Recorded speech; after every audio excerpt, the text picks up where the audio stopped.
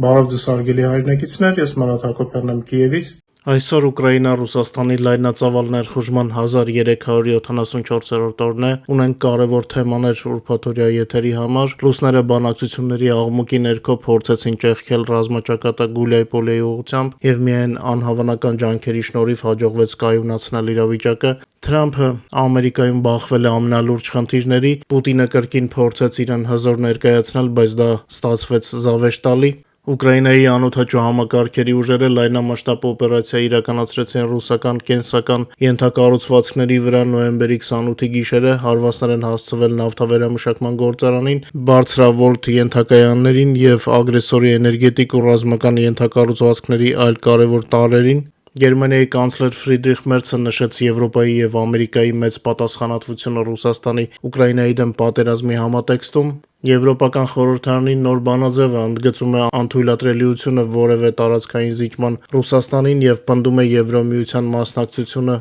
բանակցային գործընթացին։ Թրամփի վարչակազմը Ուկրաինայի ուղղությամբ օգտագործում է իր գլխավոր դիվանագիտական զենքը, Թրամփի փեսա Ջարեդ Քուշների անձը, այս մասին գրում է Financial Times-ը, նշելով, որ Քուշների ներգրավումը նշանակում է, որ Ռուսաստանի պատերազմի շուրջ բանակցությունները բարձրացվում են ԱՄՆ նախագահի վրա ազդեցության գրեթե ընտանեկան մակարդակի։ Քուշները, ով ամուսնացած է Իվանկա Տրամփի հետ, արդեն երկար տարիներ է կատարում է ամենաբար արտաքին քաղաքական առաքելությունները իր աներոջ համար։ Թրամփի առաջին ժամկետում նա համակարգում էր արաբական երկրների եւ Իսրայելի հարաբերությունների նորմալացումը եւ հանդիսանում էր Աբրահամի համաձայնագրի ճարտարապետներից մեկը։ Վերջերս նրան ներգրավել էին Գազայի շուրջ բանակցություններին, որտեղ Թրամփի անունով կոչվող 20 կետանոց ծրագիրը հանգեցրեց փխրուն հրադադարի եւ իսրայելական պատանդների ազատման։ Այժմ Financial Times-ի տվյալներով նույն տրամաբանությունն է տեղափոխվում Ուկրաինա։ Սպիտակ տունը փորձում է Գազայի հաջողությունը կրկնել արդեն Դոնբասում։ Հաջողությունը ճակերտների մեջ,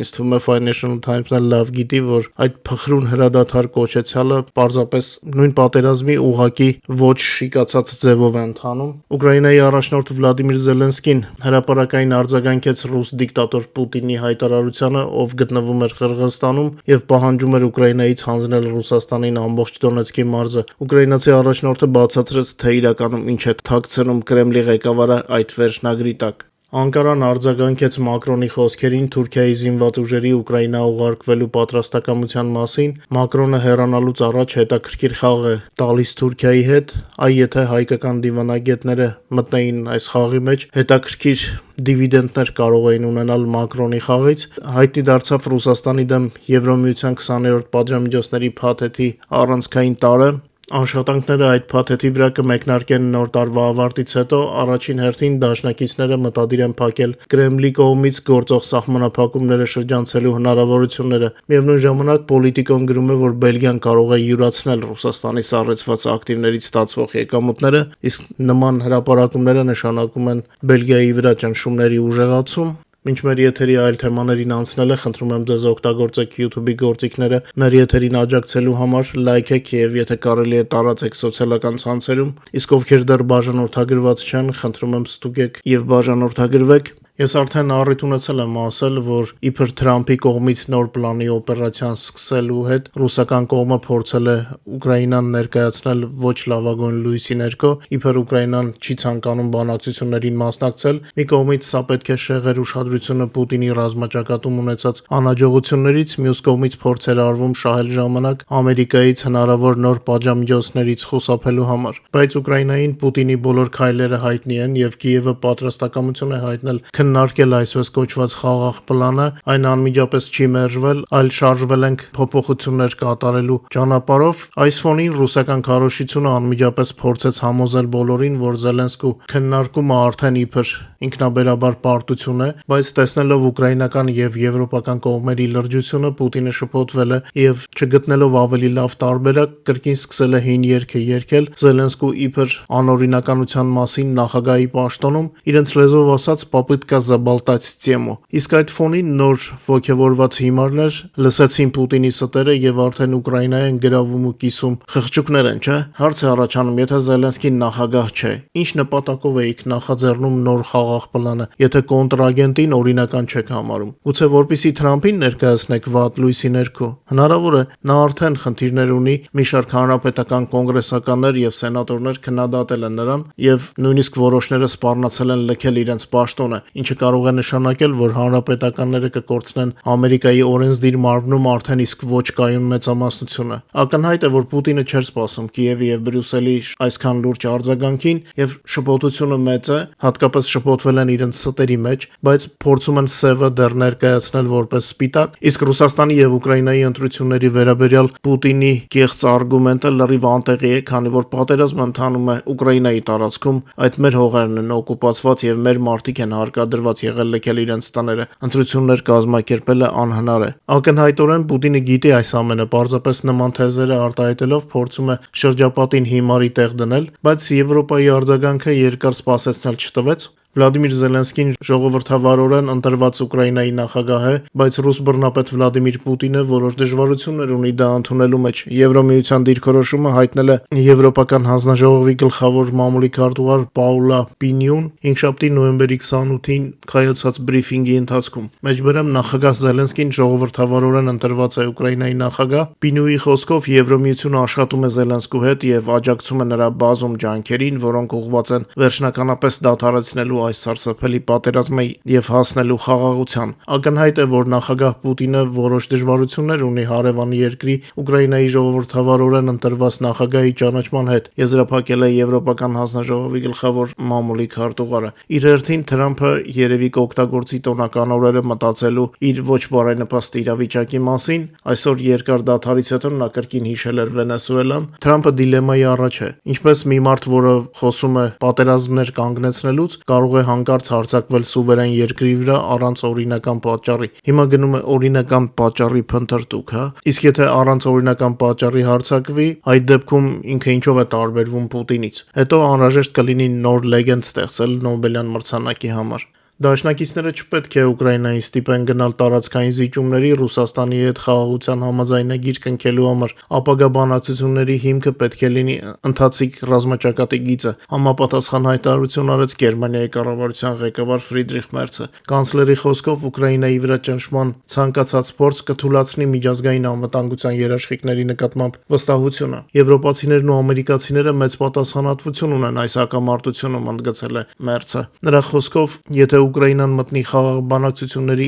այն պետք է ստանա ամուր անվտանգության երաշխիքներ, իսկ զինված ուժերը անհրաժեշտ ռեսուրսներ պոտենցիալ վտանգները զսպելու համար։ Նա նաև ավելացրել է, որ ցանկացած համաձայնագիր, որը վերաբերում է Եվրոմիությանը եւ ՆԱՏՕ-ին, չի կարող կնքվել առանց բոլոր գործընկերների հավանության։ Անհրաժեշտ է կամ համաձայնություն դաշինքի ներսում, կամ որոշում ողջ Եվրոմիության մակարդակով։ Այսպես Մերցը փաստի առաջ է կանգնեցնում եւ Թրամփին եւ Պուտինին։ Միևնույն ժամանակ Եվրոպական խորհուրդը ընդունեց որոշում, որտեղ ընդգծվում են մի շարք պահանջներ ապագա բանակցությունների համատեքստում Ռուսաստանի կողմից Ուկրաինայի նկատմամբ իրականացվող պատերազմի ավարտի վերաբերյալ։ Եվրոպական պատգամավորները պահանջել են, որ Եվրոմիությունը լիարժեք մասնակցություն ունենա բանակցությունների գործընթացին եւ ընդգծել են, որ ագրեսոր պետությանը տարածքային զիջումներ անելը անընդունելի է։ Փաստաթղթում նշվում է, որ Եվրոմիության մասնակցության բացակայությամբ ընդունված որոշումները հակասելու են միության անվտանգության շահերին։ Եվրոպական խորհրդարանի պատգամավորները ընդգծել են, որ ցանկացած հրադադար պետք է ուղեկցվի իրական անվտանգության երաշխիքներով Եվրոմիության եւ Ամերիկայի կողմից։ Նրանք նշում են, որ անհրաժեշտ են մեխանիզմներ համարժեք ՆԱՏՕ-ի 5-րդ հոդվածի եւ Եվրոմիության կանոնադրության 42.7 հոդվածի պարտավորություններին, որոնք նախատեսում են հավաքական պաշտպանություն։ Այսպիսի երաշխիքները պետք է բացառեն Ռուսաստանի նոր ագրեսիայի հնարավորությունը։ Եվրոպական խորհրդարանը կրկին հայտարարեց, որ Ռուսաստանի կողմից օկուպացված Ուկրաինայի տարածքները չեն կարող եւ չեն ճանաչվի Ռուսաստանի մաս։ Ռեզոլյուցիան հաստատում է, որ ցանկացած փորձ զավթված շրջանները Մոսկվային հանձնելու ուղղությամբ կդիտվի միջազգային իրավունքի խախտում եւ չի կարող ընդգրկվել խաղաղության համաձայնագրում։ Ռեզոլյուցիայի առանձին հատվածը նվիրված է Վաշինգտոնի քաղաքականությանը։ Եվրոպական պատգամավորները նշում են, որ Ամերիկայի տատանումները դժվարացնում են կայուն խաղաղության ձևավորումը։ Եվրոպական խորհրդարանը պնդում է, որ հնարավոր խաղաղության համաձայնագիրը չի կարող կարող սահմանափակել Ուկրաինայի իրավունքները, անկախ որոշել իր դաշնային հարաբերությունները եւ պաշտպանել տարածքային ամբողջականությունը։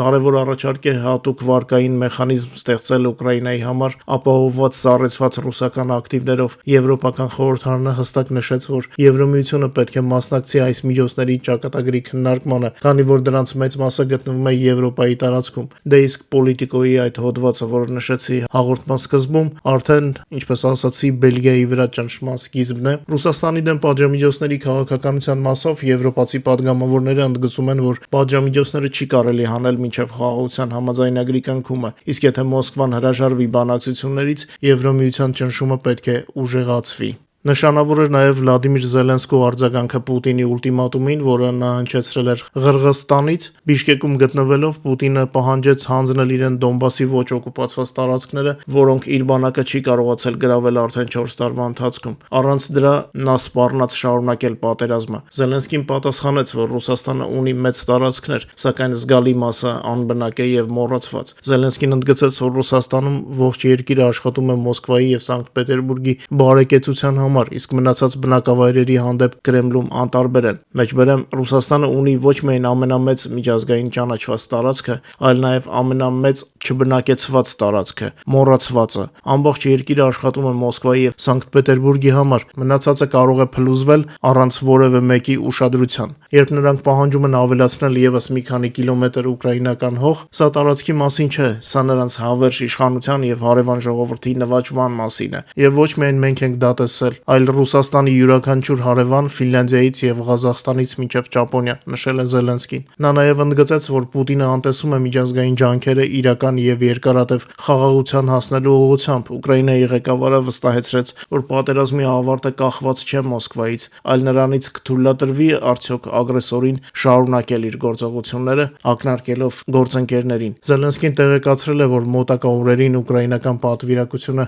կհանդիպի ամերիկացի ներկայացուցիչների հետ, վերջնականապես ձևավորելու Ժնևում նախապես ձեռք բերված համաձայնությունները, հատկապես կքննարկվեն Ուկրաինայի համար իրական անվտանգության երաշխիքները։ Անկարայում արձագանքել են Մակրոնի խոսքերին, որ Թուրքիան պատրաստ է ուղարկել իր զինված ուժերին Ուկրաինա։ Թուրքիան աջակցեց Ուկրաինայի համար միջազգային անվտանգության կոնտինգենտ ստեղծելու գաղափարին։ Ֆրանսիայի նախագահ Էմանուել Մակրոնի այս թեմայով հերթական հայտարարությունից հետո Թուրքիան պատրաստ է ուղարկել իր զինծառայողներին Ուկրաինայի տարածք, եթե միջազգային առաքելությունը ստանա հստակ մանդատ եւ համաձայնեցվի հրադադարի ռեժիմը։ Համապատասխան հայտարարությունը արվեց Թուրքիայի պաշտպանության նախարարության կողմից։ Թուրքիայի հայտարարությունը հնչեց Մակրոնի խոսքերի հետ մեկտեղ, ով օրեր առաջ տեղեկացրել էր, որ ապագա կոնտինգենտում կարող են մտնել ֆրանսիացի, բրիտանացի եւ թուրք զինծառայողները։ Ֆրանսիական առաջնորդը նշել է, որ խաղաղապահները նախատեսում են տեղակայել ռազմավարական նշանակություն ունեցող քաղաքներում, օրինակ Կիևում կամ Օդեսայում։ Ֆրանսիան եւ Բրիտանիան ղեկավարում են վճռականների կոալիցիան 30 պետություններից կազմված խումբը, որը քննարկում է Ուկրաինայի համար